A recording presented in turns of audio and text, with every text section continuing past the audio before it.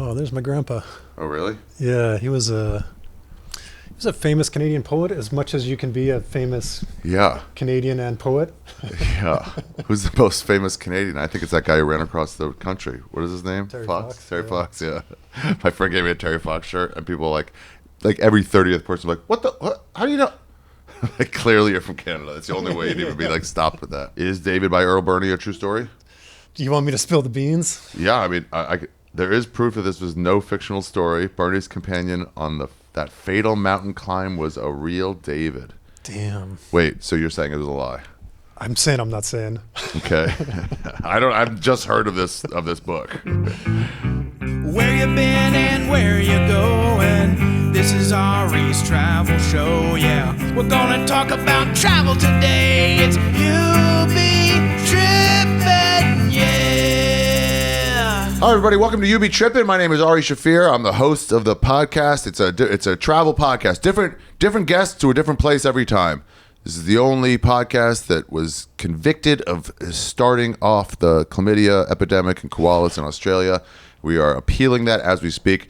Today, my guest is Earle Birney, great Canadian. Say it right? The second most famous Earle Birney in Canada. That's crazy. Ari Eldron's dad, my buddy, is also a famous poet in Iceland. Yeah, living in Grandpa's shadow. Yeah. In Iceland, though, it's like 80 people in the country, so everyone's got a shadow. Like, I know your dad. He sold me meat. Slide that over, so try to get it. Yeah. Something like that. Yeah, you'll figure it out, but yeah. If you're gonna face me, it's okay. Let's air it on this side a little. Oh wait, I see what we did here. There we go. Yeah. Cool. There we go. Yeah. All right. So where do you want to go today? What do you want to tell me about? Yeah, let's go to Australia, New Zealand. Okay. Mostly New Zealand. So for how long ago was this? When did you go? Oh, this would have been mid-90s. Mid-90s. Yeah. I actually did have a New Zealand, and it was just a guy who like bicycled around. So this will be far different than that. It will. Yeah. Mid-90s. Okay. Different time. So no cell phones. Yeah, no cell phones, no internet. Back in the, when you're traveling and you're like, try to connect with someone and you're like, well, here's my parents' number. Oh, wow. Because it's the only number that anybody, call them. Maybe they can call you. There's a great divide in this podcast between pre-cell phone and post-cell phone, and it's probably a greater one for internet completely. Because at least you can go to in 2007, you can go to Internet Cafe and find out some info. Yeah, but the pre-internet stuff. No, we were in Australia and I was traveling around with some buddies, and we were going to go to New Zealand, and it was like, okay, we'll meet. Well, okay, cool. Okay, we'll meet in 2 weeks in Auckland. Oh, that was it? And it was like, well, where are we going to meet? Well, we'll just like start looking around in the bars. And that was our plan, and that was it. Really? How long did it till you met them? It didn't work at all. It was a terrible plan. I have this dream of going like, hey, I'm going to be traveling around. If you want to, people are like, oh, I want to join you. You ever get that? Yeah. I'd be like, I'll meet you out there. And you're like, I've done this too many times. I'm not making any plans. I'll tell you where I'm going to be. You can meet me. Too many people cancel, shit, sorry, something came up. Fine, whatever. Yeah. But I want to do a thing of like if I have no internet, sometimes I try to like leave my phone at home. I'll be like, all right, there's a coffee shop in Phnom Penh called this. I'll be there from 1 p.m. to 2 p.m. on these 3 days. I'll stop in and make sure. Does it work? No, that's a dream to do. And it's like, and you can meet me there or not. But like you have an hour window. If you get delayed a day, I'll be there the next day also, and then that's it. And then I'm like, assume you're not coming. Yeah, we tried that. Yeah. It didn't work. So what were you doing in Australia? Your motherland people, so you can go. What happened was, I think I was in university, and it was a program called Leisure Studies, which I thought was great. Leisure Studies. Yeah. Oh, parents hate that. Totally hated it. Waste of education, child. Absolutely, man, you nailed it. We got to pay $800 a year for tuition in Canada for this shit. Yeah. And so it was a 4.5 year program, and I was 4 years in. Yeah. And I saw what was ahead of that was, in my mind, just go get a career, get trapped. Yeah. Saw what my dad did, saw what, his dad did. And it was like, okay, I got to work 50 weeks a year for the rest of my life. You saw it. And I got to get a house, I got to get a mortgage, and I'm supposed to be in a relationship. And it just was like, that just was. What did you do? Like panic? Yeah. It was like, fuck that. I'm not into it. Right.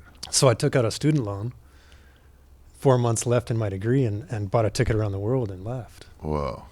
And it was like this, you know, at that time in my Took out a life. student loan and didn't use it on student? No. Wow, I didn't know they could even do that. Yeah. Nice. So it was like this, you know, at that time Were I you was like 20? really, yeah, something like that. Okay. A little bit more, Okay. 22 maybe. Damn, what a time. Yeah. And feeling like that was like I was free, you know, and that was the last thing that I wanted. I'm starting to like, I'll get back to it in 1 second, but I'm starting to like, lately I've just been like seeing the world through some like 18 to 25-year-old's eyes. My friend's kid, it's 18, she's going to Israel to like work with orphans. And I was like, wow. And she's like, you know, and all the Orthodox Jewish community is like, that's nice what you're doing. But I'm just like, you're going to be going to bars for the first time because the drinking age is 18. Right. She's like, no, I won't. Like, don't say this in front of my dad. But I was just like, everything's possible at that age. You're going to be in this brand new country making new friends. I'm like, Everything's it's so new. fucking exciting.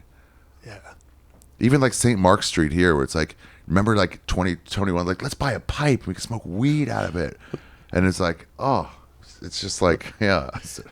Things are fresh, and that's kind of what it was for me. And it was, for me, I had this question of like, what's life all about? And it's clearly not about that.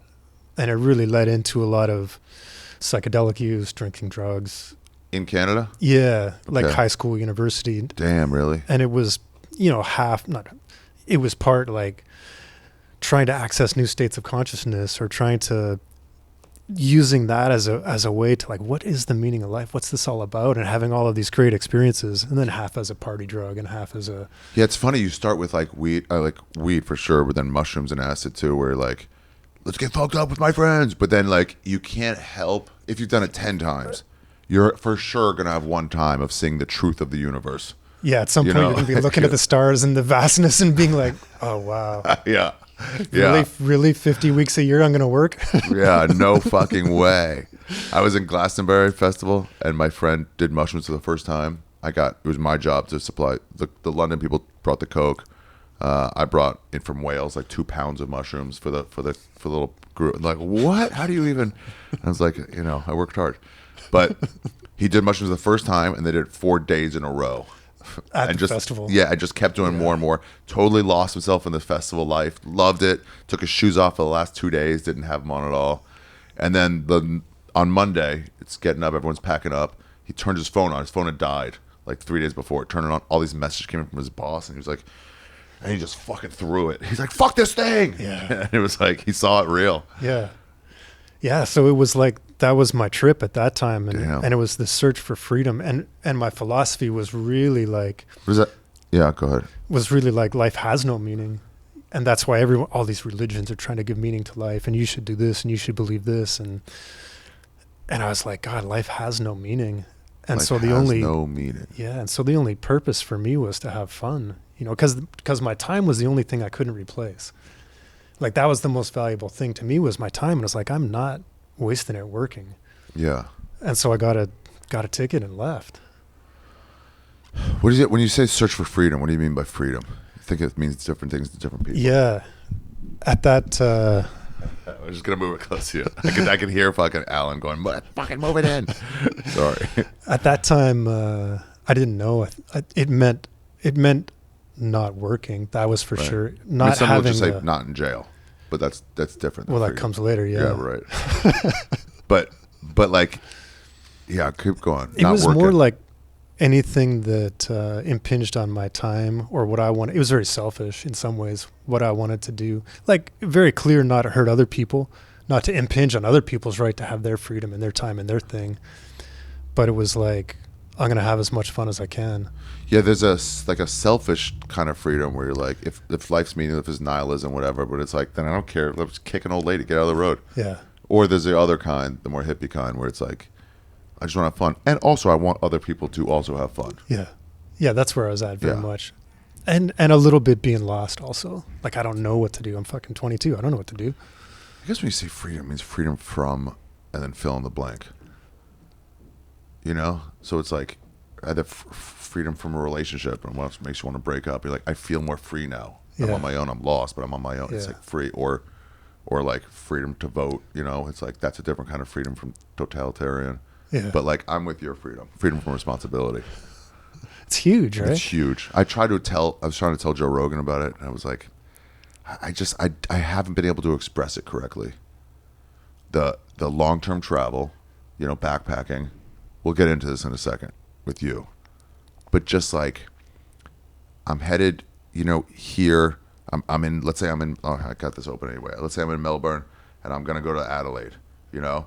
And it's like, okay, I got to take the highway. But then it's like, you know what? I'm going to take this Great Ocean Road. I'm going to go down this way. And it's just the ability to, at a whim, sisters. Go to a different, there's only like 5 left. That's very nice. But on a whim, do whatever you want. Or somebody's like, actually, you know what? Up here in Medora, whatever, there's a fucking tomato festival today. I'm like, oh, why don't I go there? Just the complete lack of responsibility. And then coming home, feeling it again. You're like, oh, right. Yeah. But it's a crazy freedom. And I think travel is so good that way, because it's also, for me, was the freedom of aspects of like, I don't like aspects of who I am at 22. Mm-hmm. And when I go, like, I always had an issue with my name, Earle. It sounded so weird. It sounded kind of funny to me. It was like, I'm named after my grandfather, kind of got made fun of. I don't love the name. And I was like, God, I could travel. I could change my name. I could have a different laugh. I could be a different person. I could be, you know, something. Freedom from everything that I am. No one knows me, and I have freedom to be someone totally different. And that's another kind that I really valued at that time too. Was like, I can be anyone. I'm not stuck. Yeah, people. I think where my friend Ashley McCombo did a whole art series on these, but it has like the masks people wear, and it's just like, you wear different, like when you're in front of your parents, you curse less. You're wearing a mask. You don't do your normal, and when you're with certain friends, you act differently than other friends. And man, you can just be whatever you want when you hit like, all right, I left Chiang Mai, now I'm going up Phnom Penh, and no one here knows me again. And I'm like, I want to get into hiking, so I'm the hiking guy now. You know. Hi everybody. Well, I think I got one try at this. I'm at 3% batteries. I'm in the middle of nowhere, and I've got to do my bumpers. It's called having a healthy work-life balance. And I'm the #1 comedian in comedy about it. Earle Birney has gone from bandit to bendy. Yeah, he's now a yoga instructor. You can find him on Instagram at Earle, EARLE .Birney, BIRNEY. He's a yoga teacher and curriculum developer at the Yoga Studies Institute. You can find his Guatemala meditation retreat at NicoleAutumn.com/retreat or at yogastudiesinstitute.org or YouTube / Yoga Studies Institute. I'm Ari Shaffir, and I'll say, please subscribe, you guys. We're almost at 100 episodes. Wherever you're watching or listening, be it YouTube, be it Spotify, go right now. Do me a favor to help celebrate that nearing 100 episodes and subscribe. I would like it. I've got nothing else to promote. Oh, no, wait, I do have t-shirts at arishaffir.com for You Be Trippin, also at the bottom of the screen if you're watching on YouTube. And I'll show you this. Take a moment to tell you this. Trippies are coming. The Trippy Awards are coming. But I'll tell you this. You should be watching this one on YouTube. This is a podcast. Actually, not this episode as much, because there's not many photos from prison. But mostly, it's got an extra thing. The Ryan O'Neal episode from last week, Cambodia. So many good pictures. You're not getting those on Spotify. Now, listen, I'm not telling the Spotify listeners to not listen. I'm saying, you guys fucking suck. You guys are wasting your fucking lives. You may as well be jerking off in a nun's mouth. You know what I mean? Do you know what I mean? It means you got to go from afar. It means she's not going to really suck it really hard. It means you got to go from afar and like sneak up behind her and come in her mouth. Which I'm saying is still good, but not as good as fucking an Atlantic City slut. Chick fucked. Chick sucked, I'd say. Chick sucked. You didn't get sucked, you get chick sucked. But it's still better than fucking coming in one's mouth. Listen, I'm Ari Shaffir. I don't always make sense this early in the morning. But I do make bucks. So subscribe on YouTube right now. Thank you. Let's get back to the episode. Yeah. So you went. How did you decide to Australia? You know, it was the first stop on the round the world trip. So we went to, I ended up in Byron Bay. Did you go? Oh, so you went that way from Vancouver? Yeah. Where's Byron Bay? Up top? Byron Bay is in between Brisbane and Melbourne. It's kind of the hippie place to go back in the day. It's where all the New Year's Eve parties were and all of the... Oh, really? all the mushrooms and all of the... Is that, it's below Gold Coast. I know Byron Bay. Yeah. I've never been there, but yeah. It's where all the mushrooms are? Yeah, they grow wild there. And you had already gotten into them? I was kind of not out of that. You know what? I was selling, so that was, to fund my travel was... Okay. I was buying hits of acid for $1 and go to Australia, they're selling them for $20-25. It's an island. The coke there is the most expensive in the world for the shittiest. Unreal. It's crazy how terrible it is and how much it costs.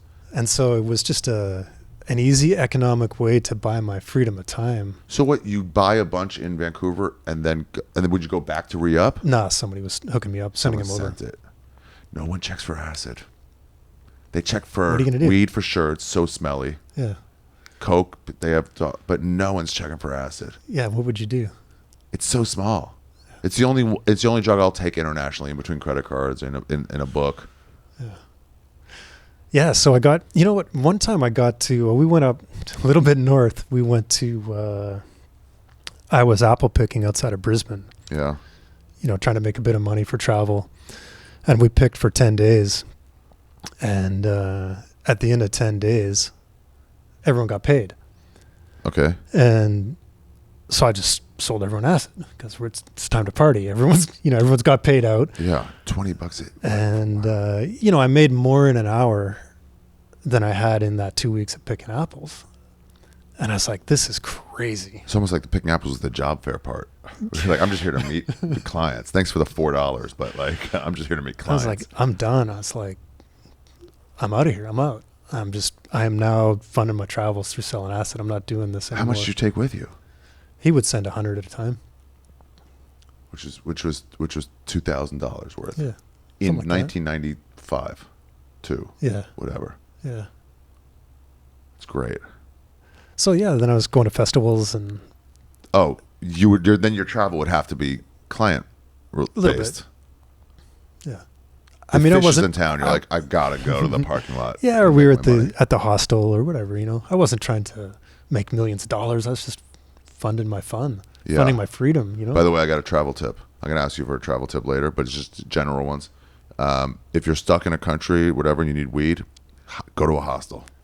Just find a hostel and then just inquire. They won't be mad at you asking, and generally they'll be like, "Yeah, someone here sells to somebody. Come back tomorrow at worst." Yeah, I was that guy. You were that guy. There's a fucking Canadian who's around. If you see this tall, fucking lanky Canadian, just like he's the dude. Wow, you were the guy. Okay. Yeah, so that that was going on. It was cool. It was a very vibrant time of my life and creative and meeting lots of people and like you were saying, like everything was new, lots of being in a new country, being in a new culture. And, I ended up at a festival outside in Sydney. Yeah. And, at the end of the festival, I was sitting there on the bank. I was, coming down and just like counting the money I had made, all this crinkled up cash kind of, Yeah. And this guy was sitting there, not that far away. And he's like, "Oh, what were you selling today?" And it's like, I was, selling some trips, asked him if he wanted any. He's like, "Nah, I'm good. But you should be a little more careful." Like he knew what I was doing and he's like, "You should probably be a little more careful about that." Yeah. And we got on talking. He's like, "Well, where are you going next?" I was like, "I'm going to go to New Zealand." And he's like, "It's a little different there. You should be more careful there too." I was like, "Okay, cool." And in my mind, I'm like, yeah, I know what I'm doing. Okay. And I didn't. Yeah. So you jumped to New Zealand with a bunch of acid. Go to New Zealand, and I was traveling with one little bag. A buddy came up to me before I left. He's like, he hands me this handmade small duffel bag. And he's like, I've traveled the world with this bag 3 times. If you got more stuff than this, you got too much stuff. tiny. No way, really? And I was like, all right.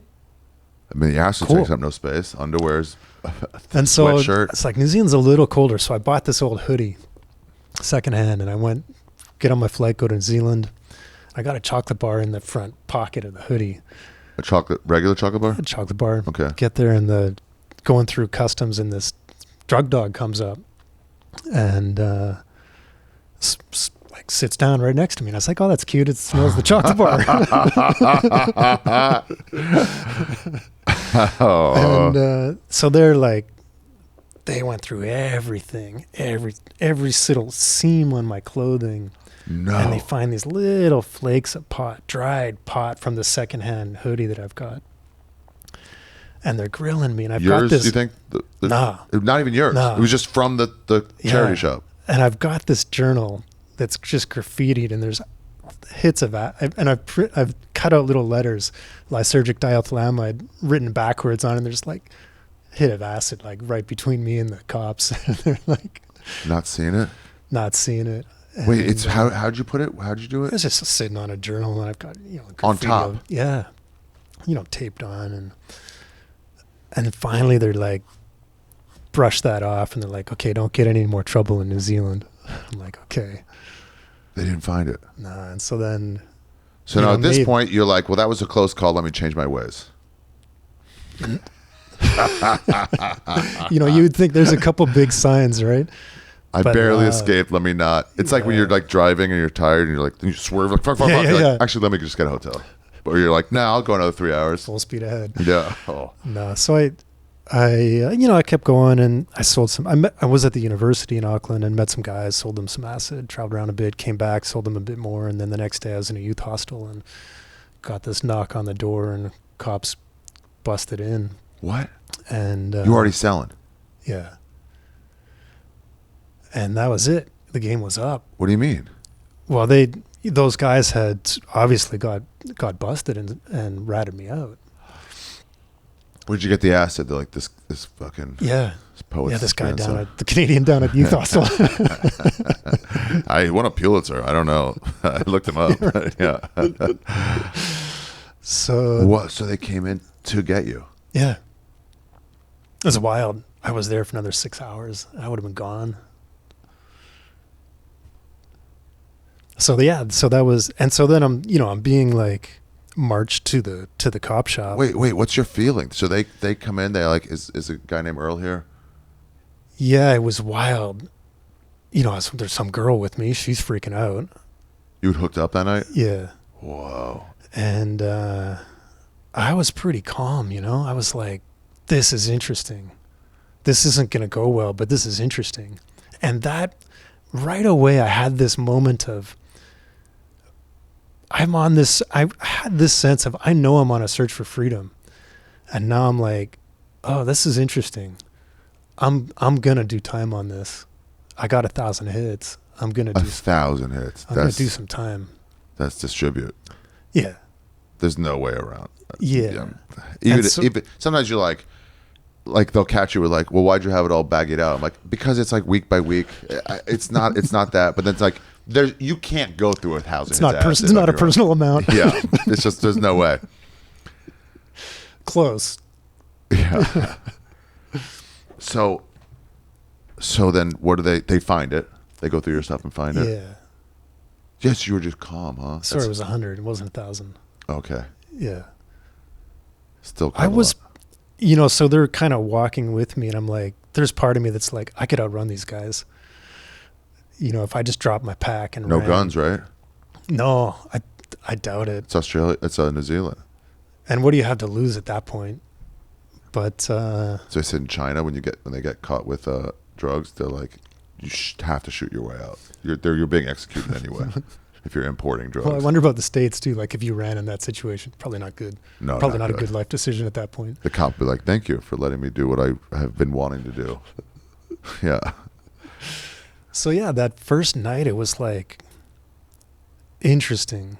I'm now First night, what do you mean? So they took you. you go to jail for a couple nights, and then you're in a pre-sentence. You're remanded in custody. You're in remand. You can go So home. it's like pre-sentence. No. There's no going home. You know, certainly not if you're not if you're a foreigner. What do you mean? So not going home to like Canada, but I mean like, do you say like No, you stay in prison? Yeah. Oh wow. Because you. I mean, if you can get bail, you get out. But there's no way I was getting bail. Right. Damn. What's your feeling at this point? Some degree of fascination, some degree of survival, some degree of like there's so much like trying to figure it out. Like the cops are like, you got to admit to this. If you admit to this right now, you know, that's the best thing you can do. We'll give you half the time. And this offer is on the table for the next 30 minutes. What are you going to do? And I'm like, no, I'll talk to a lawyer. Thanks. Yeah, that's what a trap. What a trap. Totally. Like, why would it be better for me to right tell you out the of truth? a movie, man. I was lying to a cop's not worse. You guys aren't sentencing. You're just arresting. Yeah. Don't ever tell them anything. So that was, yeah. You know, I'll talk to a lawyer. It's good. Thanks. And then it's like just trying to sort out like everyone's kind of scrambling. You know, everyone's kind of just got arrested. Everyone's in this remanded in custody. It's all fucking crazy. Yeah. In a very slow, monotonous, weird way, but it's all kind of crazy. Who else was in there? Who did you meet? Did you meet It anybody? was wild. Yeah, man. I met some amazing people. You know, when remand is wild because people are going in and out. You're kind of allowed to have more rights because you're not convicted yet. So you've got you can have your clothes, you got more visits. And we're in a prison in downtown Auckland that was right kind of, I guess, kind of downtown. And once in a while, there'd be this tennis ball would come flying over the wall and everyone would run for it and scramble. And, you know, someone's filled a tennis ball with some pot and thrown it over the wall. And it's Really? like, there's shit like that going on. That's nice. It's wild, man. Who was doing it? Just a friend of whoever? Well, you'd see there was a payphone in the yard. So it'd be like, okay, yeah, you guys outside? Yeah, okay, cool. Okay, throw it. Okay, good. And you quick get in there. Like, stop. You try to like smoke it down as fast as you No, could. you'd like someone, you just, you know, hide it on you. You know, when I heard Skims Underwear is finally making underwear for men, I gotta admit I was pretty disappointed. I like wearing women's underwear. And Skims women's underwear is the most comfortable you can find that fit a man. Yeah, you're gonna look for oversized. But I always had the excuse of couldn't find it in a men's size. So I could have done whatever I wanted. I had to get the women's underwear. And now that they have men's, well, I'm screwed. I'm screwed royally. Yeah, I have to get Skims men's underwear. It's annoying. It's annoying because when you finally talk to a woman or a hooker, if you're in Brazil, and she says, you know, get down to your undies. Well, you want to shock her with Skims females underwear. And then now it's just men's underwear. Sure, they're comfortable. Sure, they're the most comfortable underwear they'll ever wear. But is that really what you're going for? Well, you got to ask yourself. You really got to ask yourself what you're looking for in underwear. Is it shock factor or is it comfort? If it's comfort, sure. Absolutely. Get Skims men's underwear. And if you want that, if that's what you're looking for, if you're kind of, I don't know, boring and unable to challenge social norms, then absolutely. Get Skims men's underwear. And if you want that, shop Skims men's right now at skims.com. Let them know that I sent you. After you place your order, select podcast in the survey and select You Be Trippin in the drop-down menu that follows. And if you're looking for the perfect gifts this season, the Skims holiday shop is now open at skims.com. That's right, Skims underwear for women and now also, sadly, for men. I'm Ari Shaffir. Hey guys, today's episode of You Be Trippin is brought to you by Cash App. You know, carrying money around, especially where I go, is a mistake. That's not the way you should transfer money. Yeah, you can't open up your wallet. By the way, at a Fluminense game, a wallet full of American bills, and you're pulling it out, say, do you have change of a 20? And you just see them swarming around you like, well, let's get all that cash. We got away with it, luckily. I mean, luckily. We were helped out of it by a kind soul who spoke Portuguese a lot better than we do. But the best way to transfer money so you don't get into those situations is Cash App. Yeah, guys, they're the ones. Built-in card security that keeps your money safe from fraud, plus the protection you expect. The holidays are all about finding the perfect gift, but this time of year, not every deal is actually what it seems. Scammers are getting more creative to trick people into sharing their payments info through methods like fake shopping sites, and giveaways that are too good to be true. Luckily, Cash App's 24/7 fraud monitoring helps detect and alert you for unusual card activity should someone gain access to your card, so you can act fast if something seems off. You can also lock or unlock your Cash App card instantly right in the app for extra control and peace of mind. Stay one step ahead of the scams this season and keep your money secure with Cash App. For a limited time only, new Cash App customers can use our exclusive code to earn some additional cash. For real, just download Cash App, use our exclusive referral code SECURE10 in your profile, send $5 to a friend within 14 days, and you'll get $10 dropped right into your account. Terms apply. That's money. That's Cash App. Cash App is a financial services platform, not a bank. Banking services provided by Cash App's bank partners. Prepaid debit cards issued by Sutton Bank, member FDIC. Promotions provided by Cash App, a Block Inc. brand. Visit cash.app/legal/podcast for full disclosures. Were you afraid of, like, I mean, I don't know what the Canadian system is, but there's a big stereotype of the American prison system. Are you afraid of that at this point? Or is that happening there? Not really. It's not that kind of thing. It's very gang related in New Zealand. And so there's, the Maori gangs, there's the Pacific Islander gangs, and then there's the motorcycle face gangs. tattoos and everything? Wow, those seem tough. Those people seem tough. Yeah, tough, beautiful culture though, man. Beautiful people. And the women are not great. Let's be honest. But the culture, sure. I didn't meet any. I mean, no one's saying a Polynesian lady. Well, no, Polynesian actually pretty hot. It's the tougher one. Anyway, go ahead. Let's not derail. It was, I got derailed. What was the food like there? Terrible. Yeah. Like what? What do they give you? Gruel? You get oatmeal in the morning, and it's wild. You get a different prison, 4 of us. It's a 4-seater. And what do you mean? Like four seats at the little table. Okay. And you get... That's nice. That's not overcrowded. 1 quart of milk or whatever it is. Then you get your oatmeal, and then, you gotta only take your quarter. And so when I... Oh, and they serve food just for the 4 of you? You go and get your food, and then there's some sugar, there's some milk at that table. And so when I came into that prison, the reason that seat was empty was because someone had taken more than his 25%, and someone fucking punched him and killed him. He died. Killed him on milk? Yeah, 1 punch. So... And then the other thing that was wild was, there's like this system of someone's getting the sugar at the end of the day because that's how we were making alcohol. And so someone's kind of going around at the end, kind of collecting all the sugar. What's left? And by the way, guys, don't take your full amount so we can have some booze. Yeah. Wow. So yeah, it's that. You get a sandwich for lunch. It's so hard. You're like, I'm eyeballing it a quart. Like, I don't know. Shouldn't we pour out equally first and then add the coffee? Like, wow. You ever like scramble like 4 eggs for 2 omelets? And then you're pouring out the first one like, I don't know what 2 is anymore. The first one's always like way light and the last one's like this thick omelet. Jesus. Okay. Do your parents know yet? It was wild. I didn't, it's a bad phone call to have to make.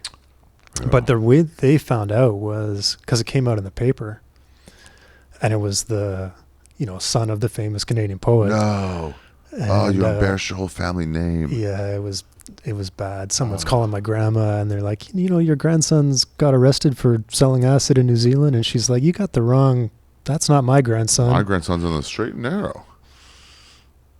Wow, you got to disappoint all of them. Yeah. Freedom to fuck up. Yeah. Good for them, though. They were. So, did anybody pick on you physically? No, there was. But they're just in remand, right? In that, right away that time, this guy came up to me, and there's this thing of, trying to make, especially for kind of the shittier gangs, trying to make a name for yourself, prospecting to be in the gang, and so he came up and he was talking shit, and then this other guy came up. His name was Caveman, one of the most amazing guys I ever made. Totally deserving of that name. He was in a gang called the Headhunters. And he says, this guy's talking shit about you. Or he said you were talking shit about him. And I was like, dude, I've been in this country for a week. I don't know anybody. I don't know this dude. I don't know who the fuck he is. He's like, hold on a second. Goes back to this other guy, comes back. He's like, yeah, sorry about that, man. And we'd started walking around, and he was one of the top guys in his gang, and him and I, we got along pretty good. Really? So he was an amazing character. Why? Like, well, tell me about him. Tough. Yeah. A million stories. Gentle lover or like both. Rough? What? Both. Both. Yeah, he had those Polynesian tattoos on the leg Yeah. where they've carved it in with bamboo. He had all those, and he was just kind of wild. He had these wild stories, like like global warming was caused because we had taken so much oil out of the planet that the planet had shifted. And he, he would tell me. I remember him telling me that story, and I kind of giggled, and he's kind of stared at me like, and I was like, oh shit, sorry, KV. Like, I thought you were joking. Oh no, you're right. You're probably right. Was there like fucking going on there? I don't think it's a thing. Okay. Yeah. I never heard of it. Yeah. Okay. There was like not great to be a kid fucker in there. Because no kids. That's True. your one big joy, and you can't get it. If you're like a reader, like prison's great. I can get access not to every book, but to some books and all the time you want. If you like working out, prison's awesome for you. If you're a kid fucker, if they put you in a kid's prison, game on, game on. But that's probably not what you meant. Okay. Yeah, that happened a few times, and Yeah, I was a kid fucker, so I can make these jokes. Yeah, reformed. But don't get me around a kid. Anyway, sorry. Go ahead. I can't be in. it's a bad place to be. Yeah. And well, you know what it was like? It was like it felt like the room was always filled with gas, and it was only going to take a spark to ignite stuff. Damn. And it didn't happen much, but when it did,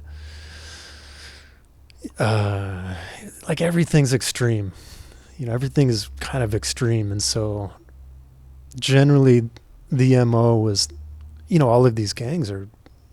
What was cool for me is I wasn't part of a gang. I wasn't part of this or that. No one knew me. I didn't go in having a problem. Whereas most people, New Zealand's small, gang scene is small. People go in and there's problem, Were there any other non-New Zealanders or Pacific? I mean, No. Oceanians? No. So did that make you like exotic? Total anomaly. Were people interested Accent. in you? In a weird way, yeah. Like it was very hard to put me in a box. Everyone's got a box, and it's like, well, what the fuck box does this guy fit I'm just in? a backpacker trying to make money. Yeah. I'm actually not tough in any way. Totally. I just saw an avenue for Motorbikes and cash. guns, I don't fucking. Yeah. Not my thing. Wow. Yeah, you're just a hippie backpacker. Yeah. So that was great, but other people, they go in and they got a problem on the get-go, and I was pretty clear, like, if I don't fuck anybody around, there's no reason. But it's not that easy. Did people pick on you? No. Did you see fights where there brawls and stuff? Yeah. Whoa. Not often, but yeah, it would melt down a few times. What'd you do when shit popped off? It kind of depended, like there's times when I remember one time, I'm now connected to my scene, and there's protection in that. But then if something goes down with Caveman and with you're not in the gang, but you're friends with them. Yeah. So then if something goes down and there's a problem with the crew, if they got my back, I got to have their back. And then we're kind of hearing stuff that in this prison this was a high medium security at that point. So there's 3 different wings, and we'd all spill out to the same yard in the day. And you kind of hear a bunch of ruckus going on in the other wing, and it's like word kind of filters back somehow, like something's going down, and then you got to go to the yard the next day, and you don't know what's going on, Yeah, I hear a lot of stories of like Ali Siddiq had a story on my old show that's not happening about like the rumor going on that the Mexicans would start a riot against the blacks. But like, who's spilling the beans? Who's talking? This should just be everyone should be a sneak attack. You shouldn't get word they're planning something today. Yeah. Talk quietly. Yeah. Both Anyway. both happen. You know, it's a small. One of the things that was cool about prison was people don't talk shit because it gets around, and then you get held accountable, and you get held accountable at a level that's way more severe than in the real You world. can't just be like, that guy smells. Like, you said, fuck it, that's gonna snowball. Yeah. And so, you know, there was one time. There was a couple different incidents for sure. There was this one guy. He was a white power dude from South Africa, and kind of that's another bad. You don't want to be that dude in New Zealand. Oh right. And he was fit. He was strong, and he got in a fight with somebody in the Black Power gang, and he beat him up. So then somebody else came at him, beat him up. Third guy came at him, beat him up. And I was working out every day. I was in the gym every day because what the fuck else are you going to do? And that one day, I didn't go to the gym, and I was walking laps in the yard. And there's always a game it's called Crash. It's like rugby, but it's like a variation of rugby. And the game's not going on. So it's odd. And it's like totally odd. We're walking our laps, and so this guy they had talked to him, and they're like, look, let's figure this out. Let's find some peace. And they're like, meet in the gym, meet on the stage. Let's sort this out. So he goes to meet them, and someone comes up behind him and fucking shivs him. Oh no. He jumps up.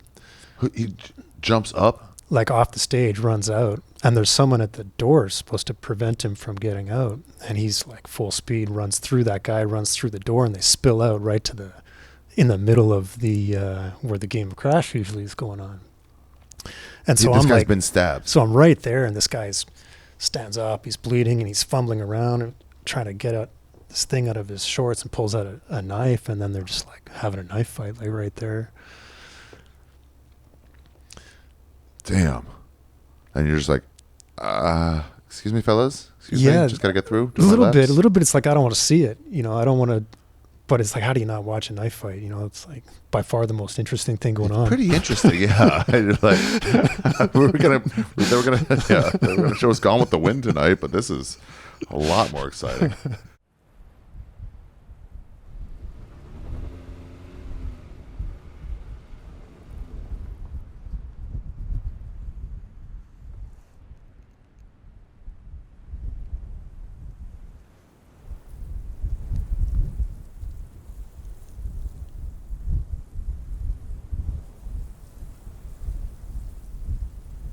The new Burt Kreischer flip-flops by Free Waters. Wherever you go, there they are.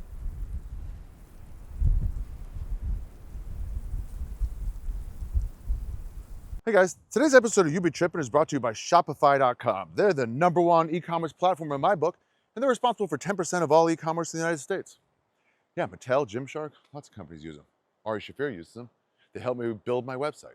They help me with design. I don't know how to do that stuff. They can help you with sales, returns. If you're just starting a small company, you're just trying to get your word out, or if you're $1 million a month company, Shopify will help you. What I do online at arishafir.com is I sell these You Be Trippin shirts. You can get one right now. I sell them in 2 colors, and this is important. I sell them in mint, and I sell them in black. The reason I do that is because I like to have sex where I can't show my face. Yeah, what I do is, I heard there's some sexuality going on in grad schools in America. Michigan Engineering is one of the top engineering schools in the country. And right now, not everyone's studying because they're trying to hook up. And I don't like it.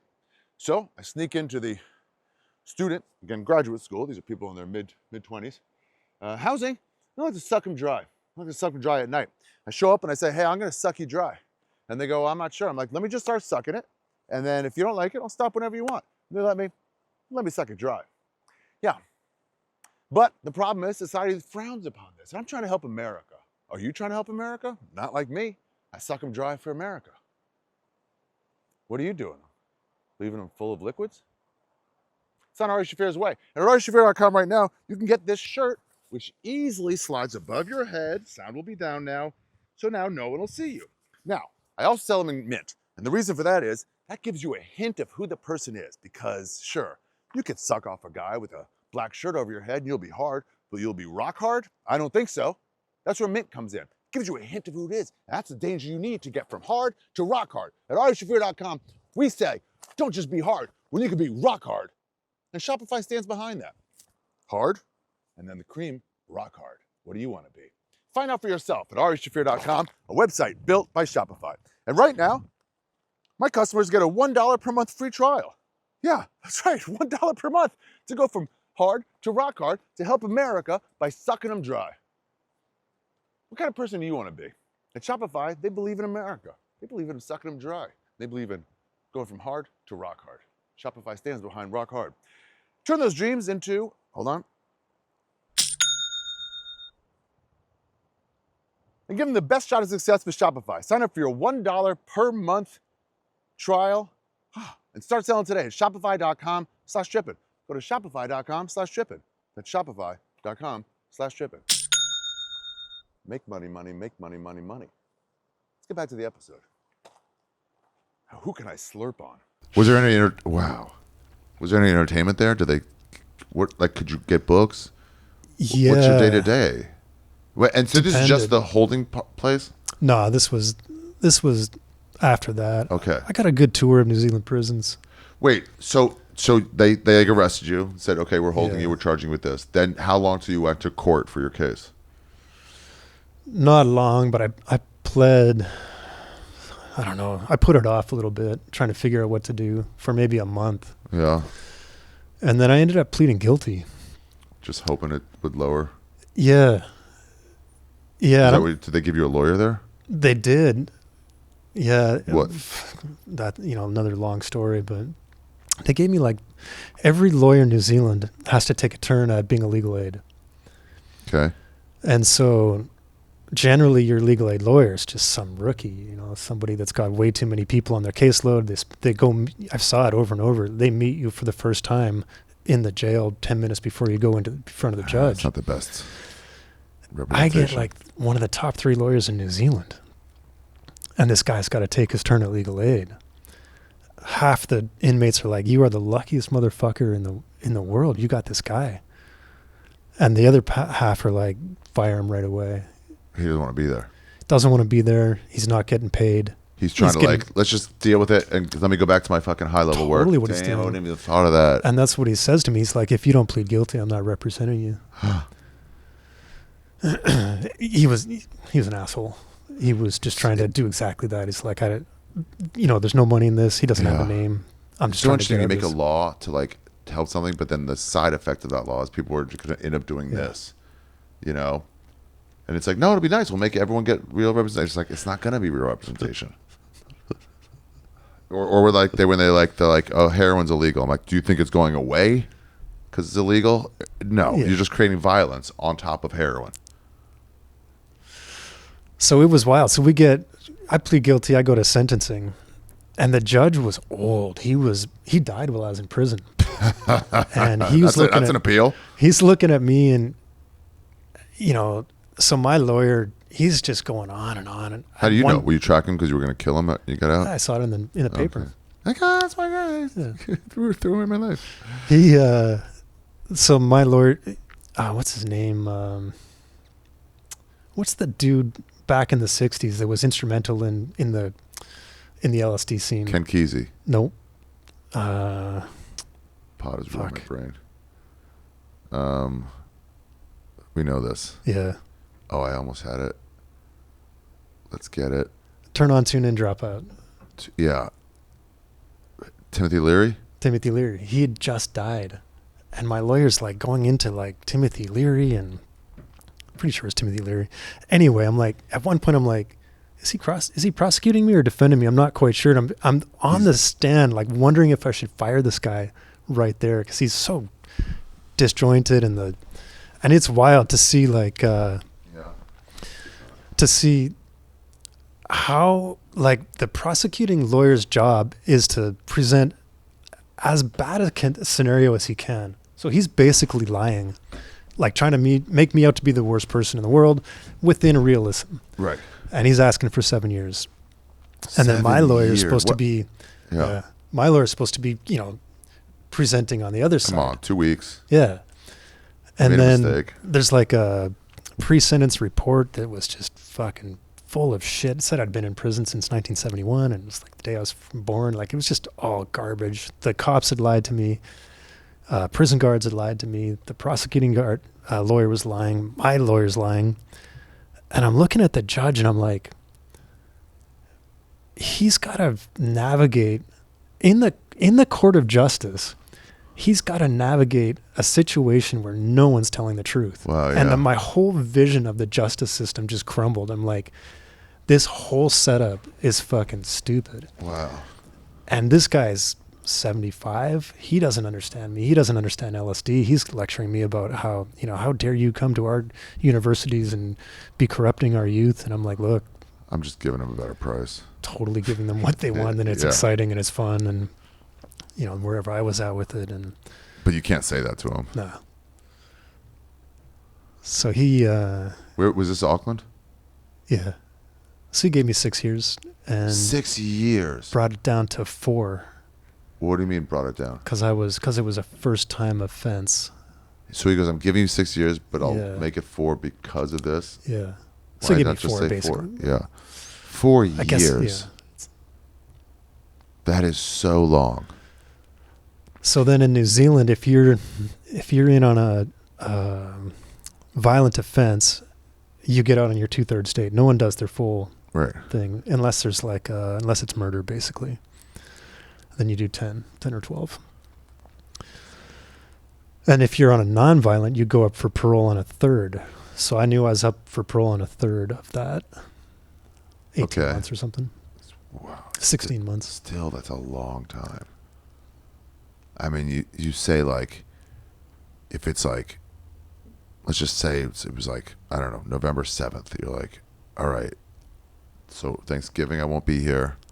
And then next year, Thanksgiving, I won't be here. And I'll also miss next Christmas. And then sometime around the end of ski season, maybe right after it ends, then I'll get out. I'm missing 2 full ski seasons. And it's not like I just couldn't ski this year. You can't do shit. God damn, it's a long time. They go, oh, you got out of jail in just 7 years? Like, that's a long time to be in prison. They call it bed and breakfast. All the people with a real sentence are like, anything under 2 years, you're just in for bed and breakfast. I mean, a week would be kind of cool, interesting. It'd be like, as long as there's no violence or it'd be like, this is interesting. See the life. But you gotta know you're getting out in a week. That was an aspect of it for me. That was my mindset of like, well, this will be interesting, And did you journal during this? I did. Part of it for me was blood on the wall. How'd you do it? Part of it was like this realization of everything I normally worry about: money, girlfriends, job, travel, feeding myself, clothing, washing my clothes. Everything that I normally have to worry about, I don't have to worry about for a couple of years. And then to see, well, does that mean freedom from all of those things that afflict my mind? They're gone. Wow. So does that mean I'm suddenly in paradise? Is that nirvana? You take away everything that you worry about normally. Now are you suddenly in like this afflictive free state? And I had that realization. I didn't know what to make of that, but I was like, well, that's interesting. Everything I worry about, my friends, like everybody I meet, I'll never see them again because I'm getting deported and they're not allowed to leave. So it was this fascinating aspect of like, what now what? Yeah.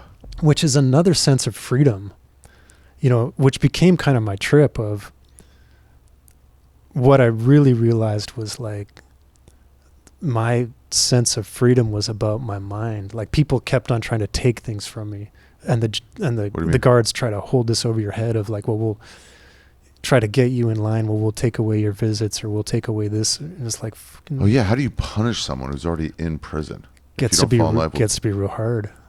Yeah, no meal today. Like fuck, but also like you're legally obligated to give me that meal. But that's what happens, and we kind of attach onto the things that we do have. I remember I got we were in a high medium and a buddy was, they had a farm, and we had to go out and, pick Tend the carrots. Yeah, we're like picking carrots or something. And some guy goes up in the garden. He's like, I'm going to go get some water. And the guard said, no. And I got in his face. I was like, fuck you. You got in the guard's face? Yeah, like, you don't fucking tell this person he can't go have some water. Who the fuck do you think you are? And so he calls back to the prison, and they went and searched my cell. And we had a going away party for a buddy the night before. Because he got out? He was getting out. And so, we were smoking a lot of pot, and somebody gave me a joint for a nightcap. So I went back to my cell, totally forgot about it. Go out to work the next day. That all happens. They search my cell, find a joint. So now you got to go to prison court within the prison. And it's prison court. Fucking hilarious. There's like and I'd been through it once before, so I kind of knew that the first time it's a little scary. The second time you just see it's a joke. And yeah. So they come in and they're like, and they want you to stand on these little 2 footprint things, like stand there. Like present yourself? So I walk in, I'm like, stand 2 feet over there. And they're like, no, you got to stand there. I go, stand over here. No, you got to stand. And I'm like, shut up. And they're like, okay, so here's the charges. How do you plead? I'm like, I'm not, nothing. This is all bullshit. Like, you're going to find me guilty. Like, the whole thing's a kangaroo court. I'm not playing. This? And they're like, well, you got to. And I'm like, well, I'm not. And they're like, but you got to say guilty. I'm not. The whole thing's fucking stupid. I refuse to even say it. No. And they're like, well, we'll take that as a not guilty then. You do whatever you want.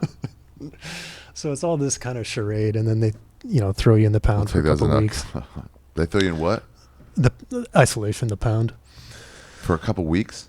Yeah, that's the limit there, a couple of weeks. They give you right to the limit every time. They don't just give you like an afternoon ever?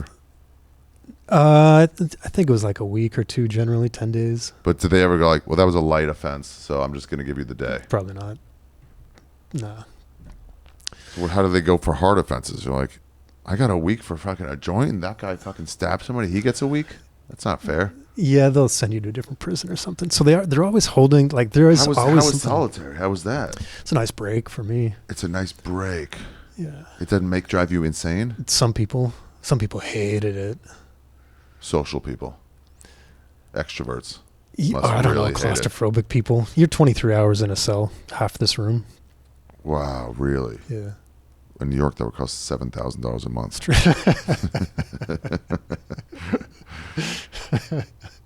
Damn.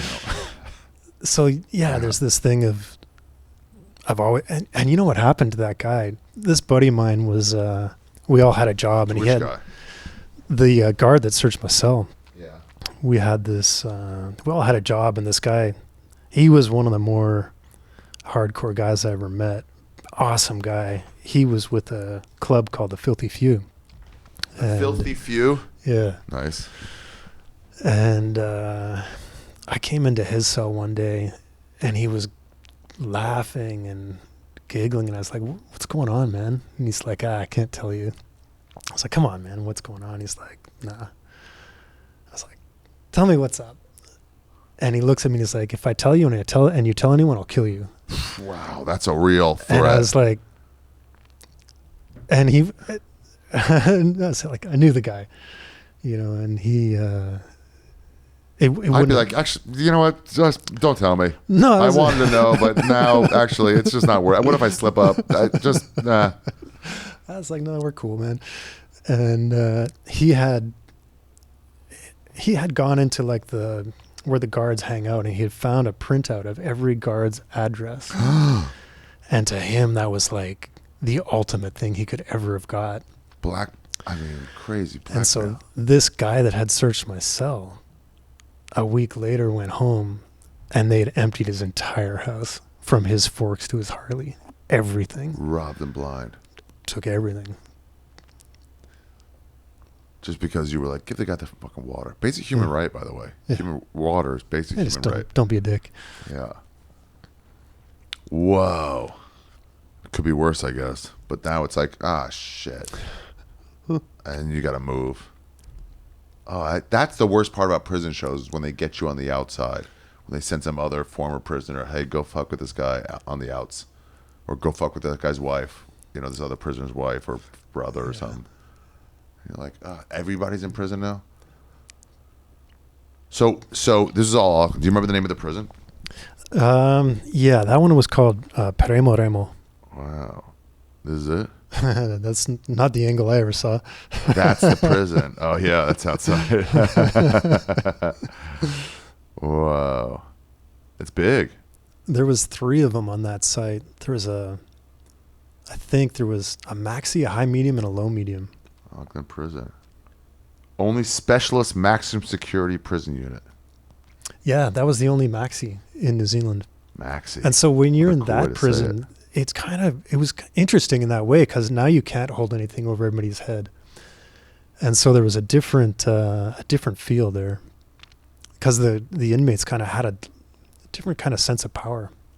There's nowhere to send. I remember we were they'd come around with these boards a couple times a day and they'd just kind of check your name off. Like, is everybody still here? And, Battle of the bands. one time this guard came in and we were smoking a joint. And I was kind of freaked out. You know, like here we are in the maxi smoking a joint and the guard, someone dropped the ball looking out, you know, making sure that someone should be standing guard for the guards. And he opens we had these blankets over the cells, it was like bars. And he's like, oh shit, sorry. And just keeps walking. Like he didn't want to know, you know, he didn't want to cause any problems.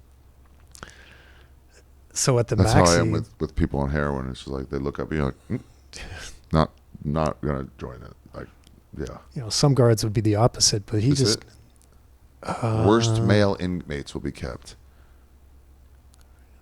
Like, look at this. Is that the hallway? Yeah, it looks familiar. They've upgraded it. Oh wow. No, that's not quite the ones I was in, but you know, same idea. Yeah. We had bars instead of solid doors. Oh really? So you could see out? Would you Yeah. talk to each other through the? You at could night? a little bit. It was solid on the side, but open in the front. And in that prison, they would just press a button, and all the doors would open. Same time. Yeah. Was And, there ever like fights ready to be had as soon as those doors opened? Nah. Well, that was the thing because people were more chill there because everyone had to be there for a long time and everyone, you know, you're going to be with those people for years. And so the guards knew they had to come to work every day with these same inmates for years. So who wants to start a problem, you know? Yeah. So there's a different vibe. Whereas as you kind of go down, you get a point system depending on your crime and your time and your previous and your More and less escape rights. risk. So you start at I had 32 points or something. And then as those points drop, you kind of, the highest security prison is equal to this many points. Then you drop down to this prison is this many points. And so as you go down, there's different. Why'd they put you in maximum security prison if you're just a nonviolent offender? My points were up there. It depends on 100 hits. It depends what prisons are full and what prisons are full. You know, like is the high medium full? Then you got to send them to the max. There's a and stuff range. like that. Wow. Oh, that's nice. Do they have gardens there and stuff? No. No. Could you how often? Yeah, that's familiar. Is that what it looked like? Usually the ones we had was like a metal sink attached to the toilet underneath. It's like cold metal toilet. That's how you have to shit every day? Yeah. No toilet seat, right? Nothing to pull up. Damn, that is... Did you cry when you went in?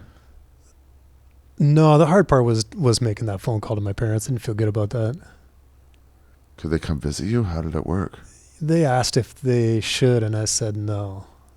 Let me just write it out. Save the money. Yeah, what is it going to do? Yeah. Oof. Did you in the beginning, was it just like hopeless? So you're like minimum 18 months on a 4-year, which should have been 6-year sentence. Are you just like, fuck, like that first week must have been like trying to grapple with like what your new reality was. I remember about a year in, I was working in an upholstery shop at that time. We were reupholstering sofas and shit. And I remember looking out and being like, I'm bored. And that idea struck me as like the first time I'd had that moment. It took me a year to get bored. And I was like, oh, I'm bored. That's wild. Wow. And I knew, like, I had this sense of, like, this is a waste of my time. This whole thing is a waste of my time. And knowing I had this ticket around the world just ticking away, and what what my hopes and dreams were. But Damn. But it was fascinating, and this freedom of my time and my mind, freedom of my mind was a big thing. And that kind of had fed into me getting into meditation, getting into yoga. That slowly How did you learn about it? in. I was always interested, I was like, what's the meaning of life? What's it all about? And I was trying to read some books, and could you get access to books? Very, very few. So like, yeah, I'm saying, even if like I want to get into meditation here, it's like, all right, go to the Strand, get a book or take a class. Yeah. How do you even explore that? It was inventing it hard. And I just kind of got lucky. I remember going back to this one guy, and he'd given me some kind of new agey shit. And I was like, I'm not into that. Give him back. And he's like, you should go talk to this guy, Mike, down the way. He's a Buddhist. And I was like, a Buddhist? That's weird. But okay, let's go to his house, his cell. Yeah. And wow, so you learned from him. And he's like, well, here's some stuff. And I started reading the books he gave me. Yeah. And he was wild. He was a counterfeiter. He was in for counterfeiting. And he was a counterfeiter, a Buddhist counterfeiter. And he brought his teacher in. There's this Tibetan Lama that he brought in a couple times, and I met with him. And he refused. He was. Here we go.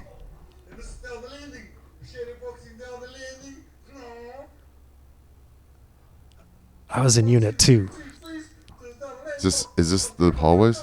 I guess so. Who's filming? Did you get phones? No, because there's no cell phones then, right? Oh, right. Oh, that's this now. I mean, this is not good.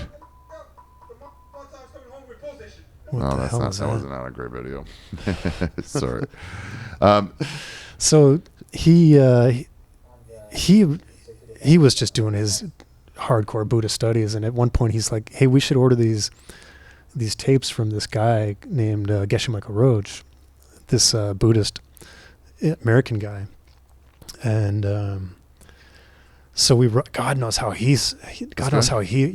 don't know how he heard of him, but he had this correspondence course. Yeah. And they sent us these audio cassette tapes, and audio cassette tapes about Buddhism? Well, he was teaching this.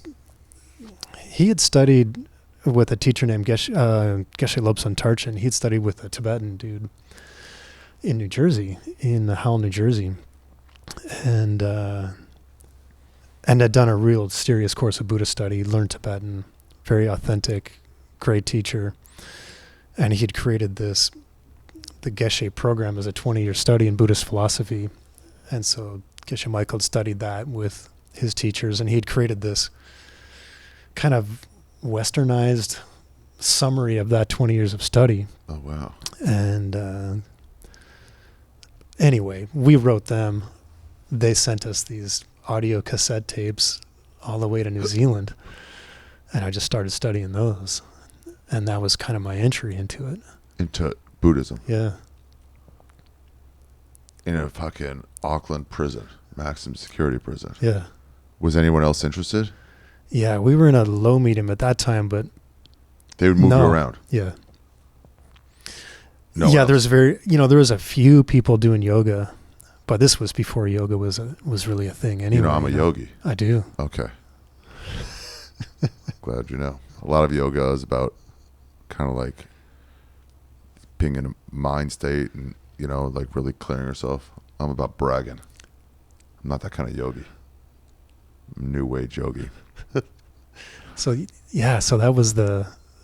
that was my entry into kind of this other sense of freedom. Was like, freedom, can I free my mind of like negative thoughts and negative emotions? And that kind of became my trip. While you were in prison? Last 15, 20 years of my life. It might be easier in prison than somewhere else. It was my first real retreat. I've probably done 50 or 60 retreats. Silence and otherwise? Depending on the kind, but yeah. Why? Because there's like, it's all the, what's on your mind? Oh, I got to do this. I got to do that. I got to do that. That's still bothering me. Oh, I got to send my mom flowers for Mother's Day. I got to, all that. And then also just like literal noise of a city. Half of that is just gone in prison. You have nothing to do, take care of. And like, it's probably quiet, or the same sounds anyway. Similar sounds every day. It's very monotonous. Yeah. It's probably good very, training where very it's like lifting with like a spotter. Yeah. For a while, and then you're like, now do this in Cambodia. Well, yeah. It's interesting because it's, like I said, it's kind of like you watch your mind fill in the gaps of affliction, and now you're just at war with guards or something, you know?